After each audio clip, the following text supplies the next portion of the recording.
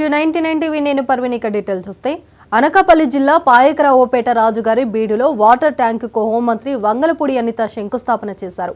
ఈ సందర్భంగా కాలనీవాసులు హోంమంత్రికి కృతజ్ఞతలు తెలిపారు. 95 లక్షల రూపాయల నిధులతో ట్యాంకు నిర్మాణం చేయించాం. ప్రతి ఇంటికి కుళాయి కన్స్ట్రక్షన్ ఏర్పాటు చేస్తున్నాం.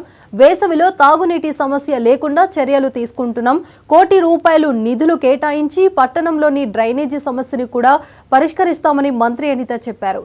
గత ప్రభుత్వంలో ఎలాంటి అభివృద్ధి జరగలేదు. నియోజకవర్గంలో అనేక అభివృద్ధి పనులకు శంకుస్థాపనలు చేస్తున్నట్లు మంత్రి అనిత పేర్కొన్నారు.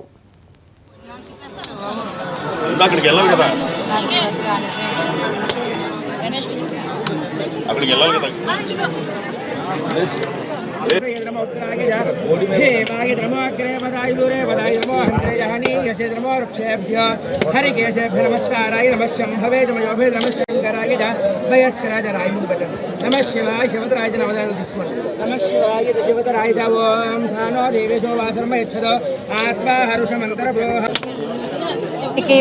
ఆర్డబ్ల్యూఎస్ డిపార్ట్మెంట్ వాళ్ళకి పవన్ కళ్యాణ్ గారికి అదేవిధంగా పెద్దలు ముఖ్యమంత్రి వర్యులు చంద్రబాబు నాయుడు గారికి ప్రత్యేకంగా ధన్యవాదాలు నమస్కారాలు తెలియజేసుకుంటున్నాం.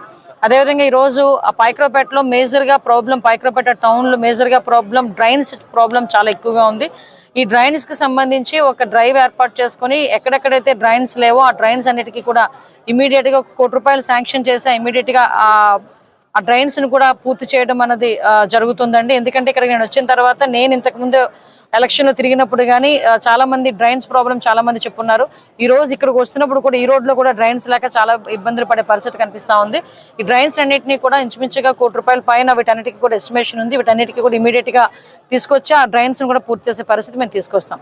లాస్ట్ గవర్నమెంట్ లో ఏదైతే వాళ్ళు వదిలేశారో అవన్నీ కూడా ఇప్పుడు మేము రిస్టోర్ చేసుకుంటున్నాము. మళ్ళీ ఒకటి పనులు కూడా పూర్తి చేసుకుంటున్నాం. మీరందరూ గమనించే ఉంటారు, మొన్న అడ్ రోడ్ నుంచి నర్సీపట్నం వరకు ఎన్డీబీ రోడ్లు కూడా ఇంచుమించుగా ₹24 కోట్ల పెట్టి రోడ్డు వేయడానికి కూడా మన శంకుస్థాపన చేయడం జరిగింది. మళ్ళీ ఈ రోజు ఇక్కడ శంకుస్థాపన చేసాం.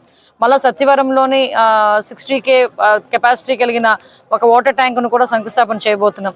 ఓవరాల్ గా ఎవరికి కూడా నీటి ఇబ్బంది లేకుండా వచ్చే సమ్మర్ కి ఎవరు